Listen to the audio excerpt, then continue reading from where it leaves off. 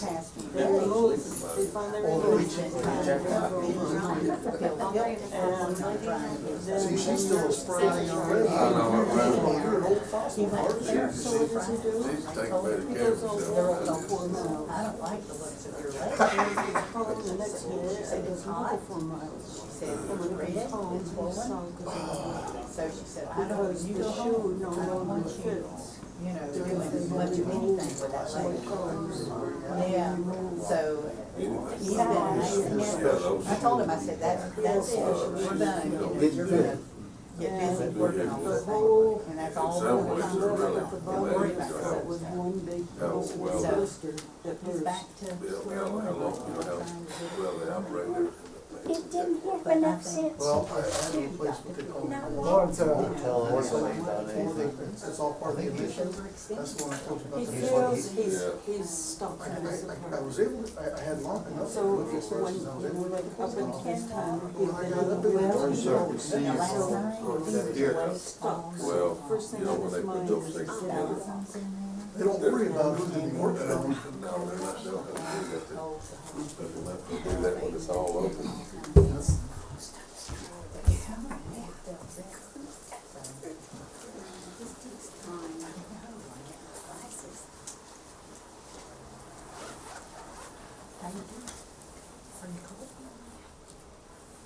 I had lemon cake for y'all yesterday. I had lemon cake. I had lemon cake yesterday. And coffee and lunch. And you didn't go.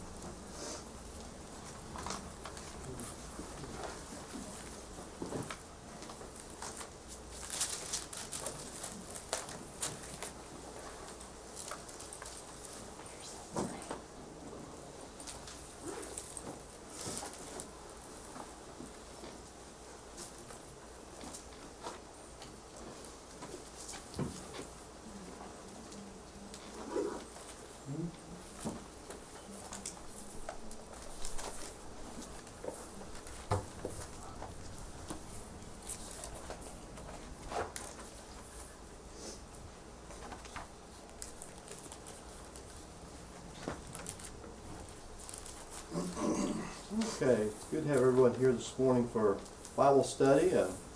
It's time to go ahead and get started. In a moment, I'm going to ask Brother Mark Hill to lead our minds in a word of prayer for our Bible study. It's good to have our good friends from New York back down here with us. They have been on roads of travel. Appreciate they being here this morning too. And we want to welcome all of our friends and brethren who join us from home online each week. We want to invite everybody to open their Bibles to the book of Ecclesiastes chapter 4. We're going to try to finish chapter 4 this morning as we continue to study the meaning of life. In Ecclesiastes chapter 4, the meaning of life. Solomon's been talking about different things he's tried in life, from wealth to wine to just making life a party to having servants take care of him. All different things in life that you think would give you happiness, and he discovered in the end they were just vanity. They couldn't feel a deeper meaning that he needed within his soul. And this morning we're going to look at the value of friendship, some familiar passages to all of us. Before we begin, let's go to a word of prayer, and we'll ask Brother Mark to lead us in prayer. Father Almighty, we come to you this morning. We give you praise and thanks. We thank you for this time that we can come together to open that word and study from it. We ask that you be with us in our studies, that we can draw from your wisdom. We can use that wisdom, apply it to our lives. And we ask you, Lord, to be with us as we live in this world, that we are not tempted by the things that will pull us from you, We ask you, Lord, to be with Luther as he recalls the things he has studied, and to be with us as listeners. In Christ's name we pray. Amen. Amen. Okay, in chapter 4, we got down to looking at chapter 4 to about the vanity of selfish toil, and we talked about the idea of work, envy, and laziness, and we covered all this last week except for a very last point that I don't want to get by without mentioning it. We talked about the rat race. He talks about here is the man who labors all of his life, and he gets all his wealth and gets all of his toys and everything he owns, and he don't have anybody to leave it to. And Solomon saw that that was vanity. What was the purpose of his life of working all the time instead of living his life? And then he talks about how the fool pays for, on the other end of the spectrum, for simply being slothful and folding his hands. And we wanted to ask these two questions. When is less, watch how it's worded, when is less more in life here on earth? What did Paul say in Philippians chapter 4, verse 11? Remember Paul's discussion there? Paul, in chapter 4 of Philippians, talked about the Philippians sitting once again to his need to help provide for him. And sometimes he had good support as a preacher, sometimes he had less support as a preacher. And with God's help, he said, not that I speak in regard to need, and this is when less is more. He says, for I have learned in whatever state I am to be content.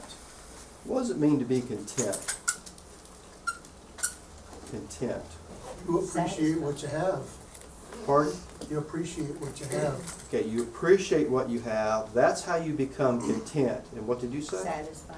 Being satisfied with what you have. If you're always looking what you don't have, you'll never be content. It doesn't matter if you have a little, an average amount, or a lot amount. The person with a lot amount, if they're still looking at what they don't have, they're not content. And Paul said, I've learned how to have a lot, I've learned how to have little, and I've learned how to be content. So less is more here on earth in this lifetime when we learn the lesson of contentment. Instead of the man in Ecclesiastes who worked all his life, gained all his toys and money and whatever else that he had, and in the end he did all that labor and he had nobody to live it to. It was like, where did he enjoy life? What was the purpose of it? What was the purpose of under the sun of working? And of course this is without having God in the picture. When is less more in life under the sun? In the book of 1 Timothy chapter 6, beginning in verse 6, Paul said, but godliness with contentment is great gain. And this is where we bring God into the picture. For we brought nothing into this world, and certainly we can carry nothing out. And having food and clothing, with these we shall be content. We'll just stop there. So again, that rich man, or that man who worked all his life in Ecclesiastes chapter 4, he wasn't going to take anything with him. He just built all this accumulation up to leave it, not even to leave it to anybody. And again, Solomon saw that as being vanity under the sun. Go back to Ecclesiastes, and we want to ask the question to finish out this section about vanity of work, envy, and laziness. How does the workaholic experience vanity? Let me ask a question. Why is somebody a workaholic? I don't know if I've ever thought about just asking that question. What makes somebody a workaholic? He's never content with whatever he has. Okay. He wants more. That'd be one reason. He wants more things. Why else would, we usually think of men, but men and women, why would someone be, again, a workaholic? What other reasons? All right, it's not in the context what you're speaking, but I have seen people that enjoy working. Okay, so they enjoy spending all of their time working all the time.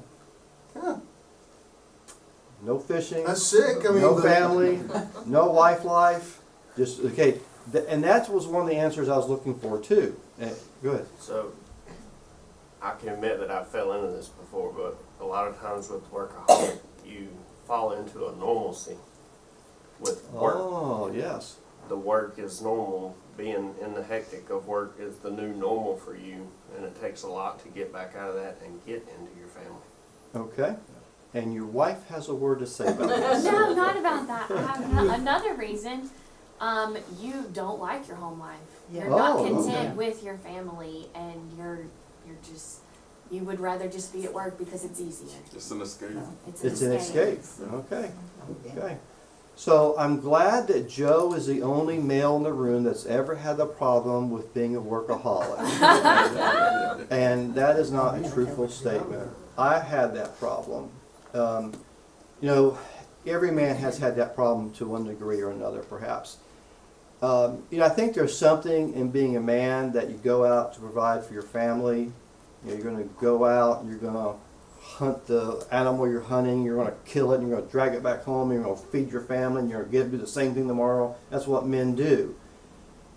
Well, that is a part of what men do in providing for their families. But there's also being at home, spending time with your spouse, raising your children, having family time, having, you know, we're going to talk in a moment about, you know, the value of solitude, having time just away from work. And it goes back to somebody said it, having balance. And the sad, but again, think about the man who just workaholics himself all the way to the end of his life and he dies. Where was his meaning and purpose in life? What did he really leave behind? I think it's someone who they put all their hope in this world. Yes. And they have no focus Mhm. on heaven, you know, on God, because everything they strive for is here. Yes. So that's what this is all they have. That's the whole point of this part of Ecclesiastes chapter 4. It's vanity. It's vanity. And what is a value for a man or a woman who's in this situation? This, you know, for a man we're looking at. What is the value of continual Bible study to get you out of that escape? What is the value of continual Bible study? The hope lies above the sun. Okay, you learn that God is the greater meaning of your life, and it's not your 9 to 5 or your 9 to 9, because you're working all the time. And then the Bible kind of hits you in the back of the head and says, you know what, you're supposed to love your wife as yourself. You're supposed to raise your kids. You're supposed to have balance. And God, looking at life above the sun, pulls us out of that addiction to being a workaholic and gives us balance back in our life. What's sad about the workaholic in chapter 5 and verse 10 is he who loves silver will not be satisfied with silver, nor he who loves abundance with increased disadvantage. It just, you're not going to find a meaning of life as men in work. You have to look to God. The more you do the Bible study, the more it creates the new normal for you. You start a Yes. new pattern. Yes. You're going like to AA for workaholics, and the value of Bible study is it brings you back on track and it keeps you focused. Tony, then Cedric. I'm going to ask a question because I think this still falls under the same category. First, I'll give you the scenario. When we were younger, Jill and I, we made the decision, the sacrifice, that I would be the main breadwinner, she would raise my kids. There were times I was working 2 jobs and hardly getting home. That's still a workaholic. But it is to help maintain a family life to where you have a roof over your head, food in your belly, and clothes on your back. How do you justify that? I mean, I'm asking the question because technically that would still fall under a workaholic, but It wasn't because I was trying to get the finer things in life. I was trying to sustain life. Okay. Amber has the answer. I do. The answer is I don't think that that's a workaholic. I think that you were doing your job. And I think it's a workaholic when you stay beyond your hours that you're supposed to. When you're supposed to get off at 5 o'clock and you stay till 8 o'clock, 9 o'clock, just chit-chatting, talking about, because it's fun, Right. but you're still getting paid to do that, that's Right. when it becomes a workaholic. Right. So there is Cedric has another answer. I was gonna say, one of the things not talked about is the conversation, right? So I think a lot of times when you think about a marriage, we talk about communication, but what does communication mean? So I remember very early on in my Verizon career life, hearing one of the leaders that had ascended to a certain rank talk about the importance of having conversations with your family about decisions. I'm at a point now within my career where there's an understanding that to go to maybe the next level, it may mean relocating. Not because I want to relocate, but because of an opportunity. And so that's a conversation where I talk to Courtney and I say, okay, realistically, if we're talking about the next move in my career, would you be okay with Alpharetta? Would you be okay with New Jersey? Would you be okay with Irving? And so you have those conversations with your spouse, and that's how you kind of create what's going on. Versus me coming home and being like, hey, pack up, we're going to Baskin Ridge next week. Yeah. And I think that's some of the things, as we kind of think about the work now and the work kind of superseding the family life and understanding. We're at a point where we're comfortable. We can do a lot of things. We enjoy a lot of things. So is that constant striving important? And then to what Tony's saying, a goal of mine has always been, let me retire my wife, because I want her to understand, if you tired with the foolishness at work, guess what? You don't got to work. And I think every man has that as a goal in life. And I say every man because I think there's a difference with being a male and a man, especially the way God has defined man. Right. And so I think that's one of the other challenges in society is the way society describes a man and male traits and the way God describes a male and man traits. Because I think once you kind of understand that, this really makes a lot of sense. So if I'm either going to align to society and work to ascertain so much money and so much value, and then I die, guess what? It had no meaning whatsoever. Especially if I've got children and, think about Warren Buffett and all this money he's ascertained, and his children are like, he was never there. Like, we have no remember of tossing the ball in the yard. And so while some may look at that like, I don't care if my dad was tossing the ball, that's something that's developmental years that means a lot, being at birthdays and childhood events. And so I think it's important to kind of think about it in the context of society and God. And I think this is what this does. Yeah, life under the sun is society. Dr. Phil. Yeah.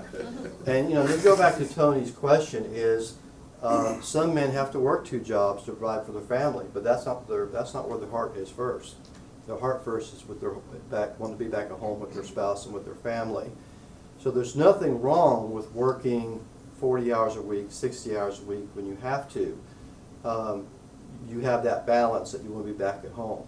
This person, they'd rather be at work, and they don't think about family life.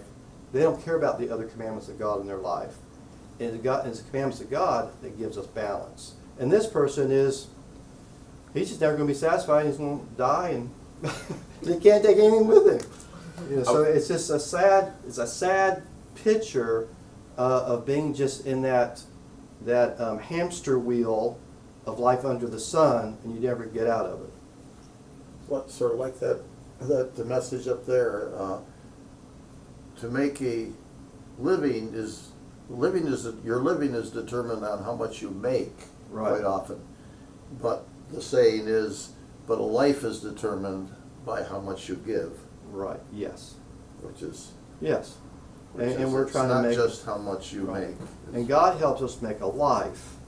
The living is just a side note of that. Cedric. Thinking back to, what Tony had just said, I can remember very early in my marriage, Courtney worked with Greenville County, and I remember her coming home, and she's like, "This is not going to work." And this was around the time when we were getting ready to have to go to Florida. And looking back, no, we didn't have to go, but she was going to be in her cousin's wedding. This was important for her. And she was going to make the transition from Greenville County Sheriff's Office to Greenville County Probation, Pardon, Parole. And during that time, I can remember 2 weeks in a row where I worked almost 80 hours because I know what we needed in order to make that trip possible. Yeah. That wasn't something I would be able to sustain, but for that moment in time, I was able to do it. What did I do? I made my helpmeet happy, and it was what we needed in that moment of time. So in that situation, going back to what Tony was talking about, that wasn't, vanity of being a workaholic. That was like meeting an immediate need to understand the dynamic of the relationship at that time. So it was a complementary action taken. So it's a different thing than just saying, well, I'm gonna just work it because I can and should just have to deal with it. Yeah. Right. Yeah. And again, with the idea of workaholic, you think of an addiction that is a physical addiction, a mental addiction, an emotional addiction, that you don't want to leave that addiction. Workaholic is like, you gotta have that needle again. We're not talking about somebody who has to work extra to provide for the family. Tony? But the term workaholic doesn't point just to making money.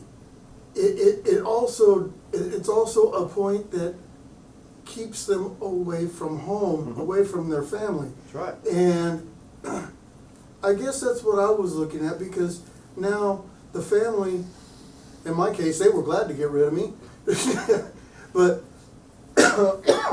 but they suffer as well, because you're trying to make ends meet, and you're not there sometimes when they need you the most. And Cedric brought that up with Warren Buffett not throwing the ball. Well, sometimes with kids, they may not need those new pair of shoes just right off the bat. They may need to have daddy there to throw that ball. So we can't just look at a workaholic only wanting to make money. We have to look at the fact that, and I think Amber brought that up earlier too, they're drawn away from home more than they should be. Yeah. And sometimes it's for ego. Sometimes it's for the prestige. Jesus said it. Let me think how Jesus said that again. Come on, my mind blank. Y'all help me out. Where your heart is. Wherever your heart is, that's where your treasure is. That's where. Wherever your treasure is, that's where your heart is. Also. And it's where the person just makes working, the ego of it, the money of it, the whatever else of it, that is their treasure. That's where their heart is. And just because a man has to work 60 hours a week, that's not where his heart is. His heart is in providing for his family. Two totally different things we're talking about here. Joe? Yeah, like you're saying, the man cannot serve two masters. That's right. But what I was originally going to say there was the workaholic experience. You put yourself into a position that you feel like you need this much in order for your family to succeed. And a lot of times that's true, but then you keep pushing that envelope farther and farther. Well, we need this or we need that. Right. Then you have to step back and look at your situation and what is my needs and what is my wants. And everybody knows that I've changed jobs quite a few times, even here lately. And a lot of that has been my reflection of stepping back and seeing what my family actually needed versus what we were doing as a want. And for me, the needs are still like, when I go out to eat, I like to buy the kids that I take out to eat for the fire department. I buy their food. That takes money. That's going to take a few more hours, but that's something that I still want to do, and that's not necessarily a workaholic situation. I want to be able to provide that too, because that's part of my giving. That's part of who I've become, and that's part of how I show what type of person I think people should need to be. Right. So your needs plus what you feel like you need to have as an example, as you. I didn't see an elbow move. You're okay. Go ahead. What you have to do to create what you're trying to do is different from a workaholic. It is. What I'm trying to So say. there's extreme difference. One has no balance and no focus on God. The other one struggles with balance and has balance and struggles with balance, but their focus is on God, family, and balance. It's always going to be struggle. I wish I'd known this when I was 24, but I was 74 before I figured this out. It's like your life is like a sheet of paper, and you put there's three headings, and you deal with this. You got priority, next column is balance, and the next column is discipline. And you got to keep that priority, and these are kind of like fluid lists, because at different times there's things like he's talking about. That one flips over that, but you got to have the discipline to put it back Yes. when it happens. So there are things that are priority, and there are things that are good things to do priority, but you can't do it all the time. You can't fish all the time. You can't play golf all the time. Right. And then you have to have the discipline to put that back in order. Yes. And it seemed so clear to me when I got older that that was what I struggled with through the years of raising kids and going to school and all that Yes. stuff. And that is what he's looking back on I think so. in time of his experiment in life. He sees that. So I didn't expect to have such a good discussion on the last part of the first half of this, but you had very good discussion. And I will say this, closing out this discussion, what the Bible says about this idea of being a workaholic. You don't have the list, you don't have the balance. At the end of chapter 8, he says, "This also is vanity and a grave misfortune." And so balance, I think, is the key word. And the older I get, more I see Bible study and the Word of God hits you in the back of the head sometimes to get you back to have balance in your life, and you're back at a happier, more balanced place. And sometimes your wife is the one that uses the Bible to hit you in the back of the head, because you need it, and we do need it, and we need to thank Him for that. I've heard Tanya say, she's not in the class, I've heard her say a lot of times, she says, you need to be at home more with the kids, back when I was 24. And that stung, and I didn't always like hearing that, but I know I needed that, and that helped me shift back to have balance. So, speaking of friendship, talking about spouse, while this isn't talking about a spouse in particular, we're going to move on to let's read verses 9 through 12, and we'll finish up this chapter next week, since we just had a good discussion. But we'll get into this discussion, the value of friendship versus the despair of loneliness. Two are better than one. This is verse 9. Two are better than one, because they have a good reward for their labor. For if they fall, one will lift up his companion. But woe to him who is alone when he falls, for he has no one to help him up.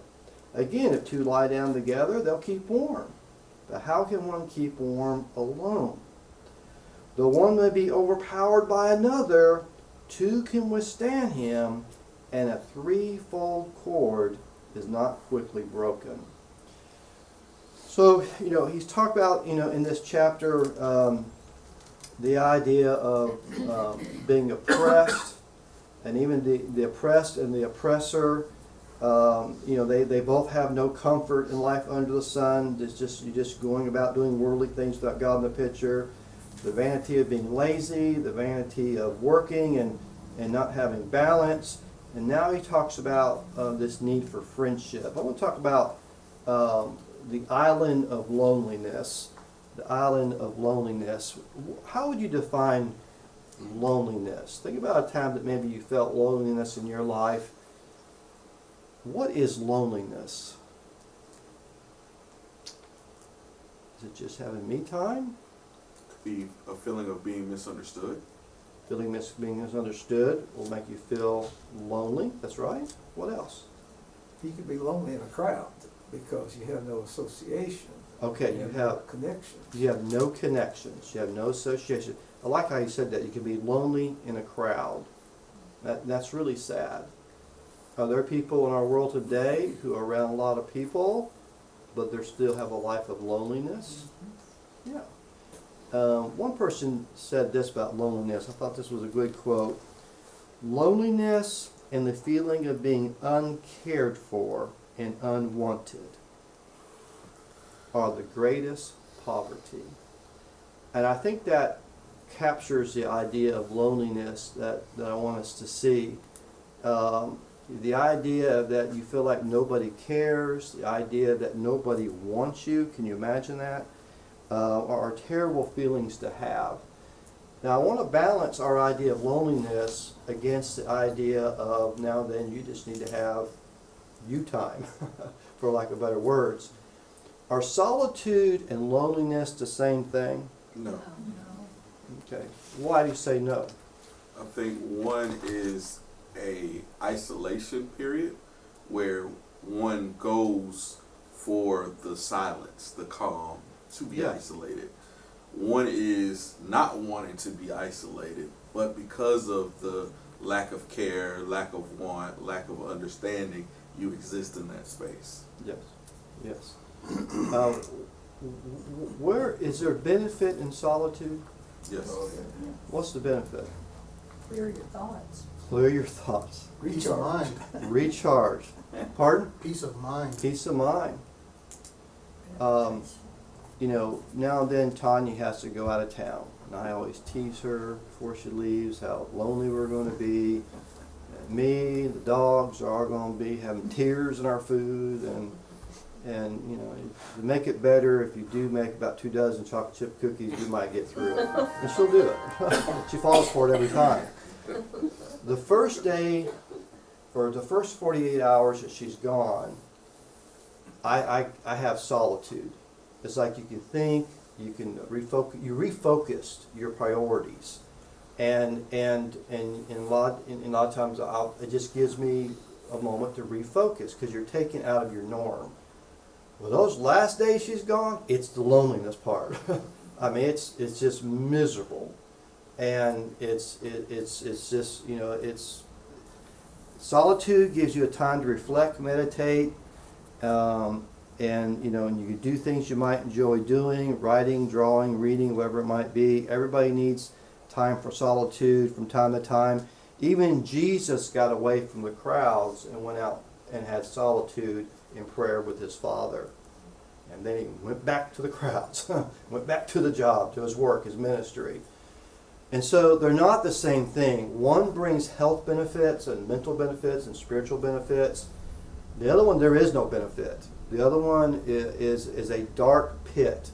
It's a dark cave that you don't know how you can get out of it sometimes. It's anxiety there. You kind of touched on it right there. I was thinking, solitude is a recharging. Mm-hmm. Loneliness is a drain. Because, like you, when Jill has to go out of town to go to Indiana, the first day or two, yeah, it's great.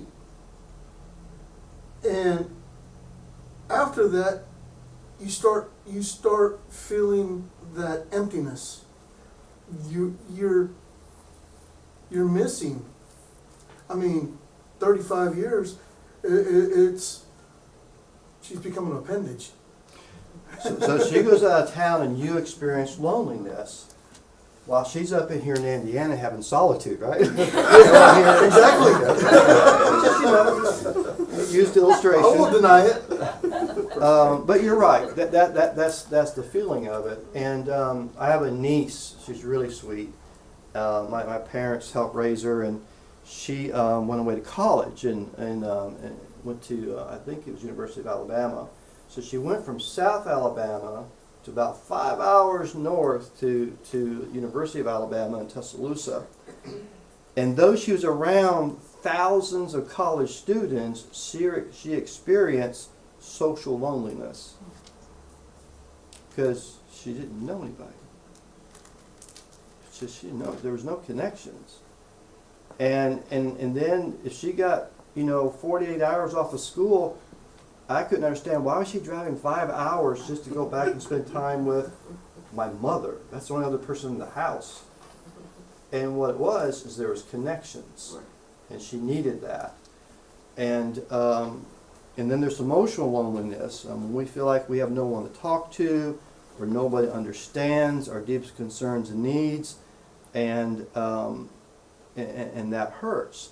Solitude recharges us. Loneliness drains us and can bring anxiety. And so Solomon teaches us about the importance of having others within our life. You know, a man may delight in saying that he doesn't need anybody. That's just a lie. That life under the sun will tell you, and that's an ego lie too, many times.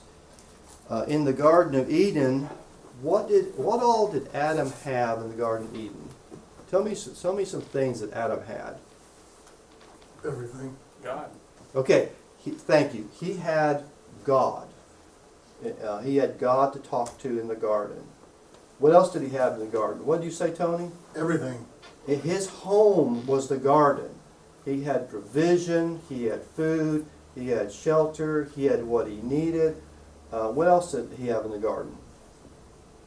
You had a chore or You are on your game, or you read my notes. Those are the three things he had. He had God, he had a home, and he had work.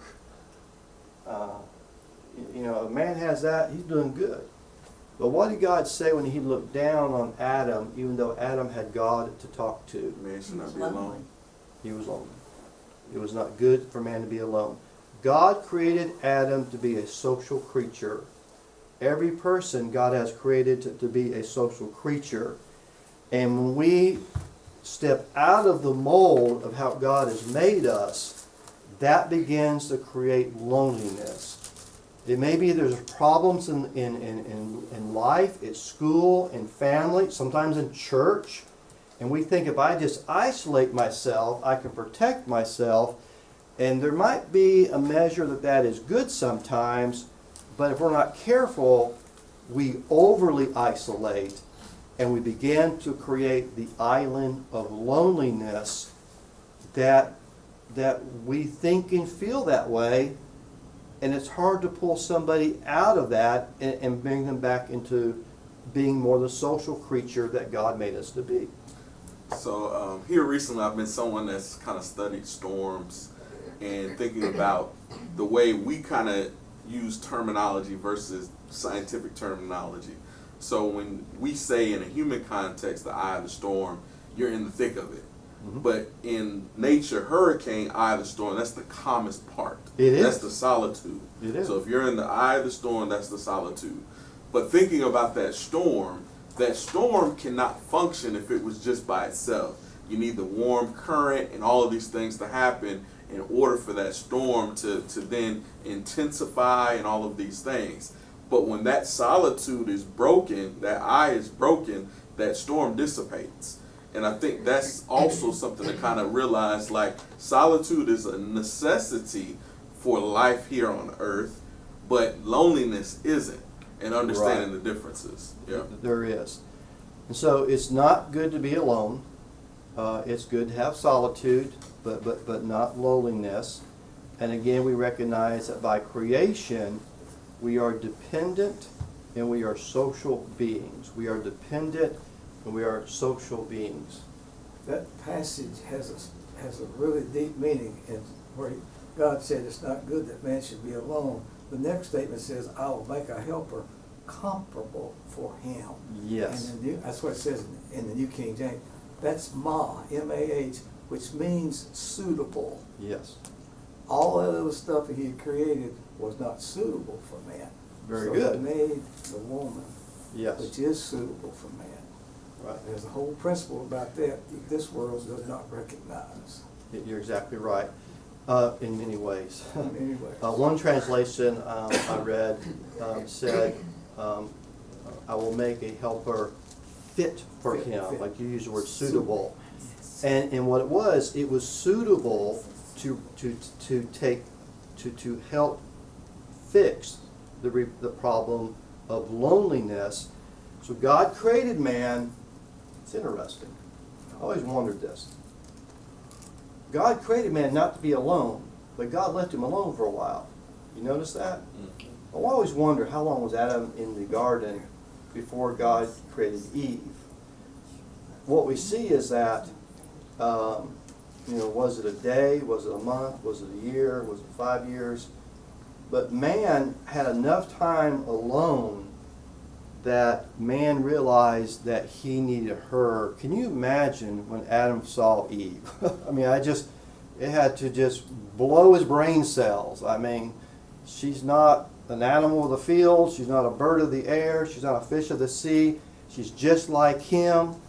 And there was such a complementary completion there. And then from there they have children, and they have children's children, and we have humanity. We are social creatures. So I'm out of time. We're going to stop there. I did want to talk about loneliness. So you might want to think about loneliness this week, but go ahead and read the rest of chapter 4. We'll finish chapter 4 next week.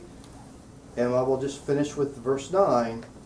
Therefore, to overcome loneliness, 2 are better than 1, because they have a good reward for their labor. I want you to think about and bring to class next week some examples or how you would answer the question, what do you see in the value of friendship? That's what this is talking about. Friendship, companionship. This is not just talking about marriage, by the way. But what do you see personally that helps you in life with the value of friendship? And what Solomon, I believe, is doing is showing us the value of friendship, because the one above this world has created us to be that way and put those friends and those relationships within our life. We'll stop there and get ready for our worship. You've been a great class. Thank you.